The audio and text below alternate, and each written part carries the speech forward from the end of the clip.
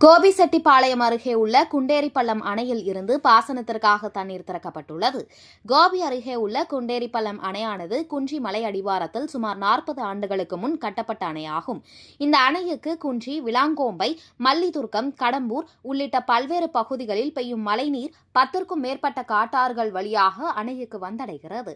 42 அடி உயரமுள்ள இந்த அணையில் இருந்து குண்டேரிப்பள்ளம், வினோபா நகர், மோதூர், வாணிப்புத்தூர், கொங்கர்பாளையம், கம்பனூர் காலனி உள்ளிட்ட 10க்கும் மேற்பட்ட கிராமங்களில் உள்ள 2500 ஏக்கர் விளைநிலங்கள் ஆண்டுதோறும் இருபோக பாசன வசதி பெற்று வருகிறது.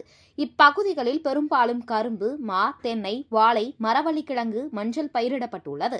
இந்நிலையில் இந்த ஆண்டு போதிய மழை இல்லாத நிலையில் பயிரிடப்பட்டுள்ள பயிர்கள் கருகும் அபாயம் ஏற்பட்டது. இதனால் பயிர்களை காப்பாற்ற உயிர் தண்ணி வழங்க வேண்டும் என இப்பகுதி விவசாயிகள் கோரிக்கை வைத்தனர். அதைத் தொடர்ந்து அணையில் இருந்து இன்று முதல் 30ஆம் தேதி வரை 7 நாட்களுக்கு தண்ணீர் திறக்க அரசு உத்தரவிட்டது. அதைத் தொடர்ந்து குண்டேரிப்பள்ளம் உதவி பொறியாளர் சக்திவேல் மற்றும் விவசாயிகள் அணையில் இருந்து 2 வாய்க்கால்களிலும் தண்ணீர் திறந்து விடப்பட்டன.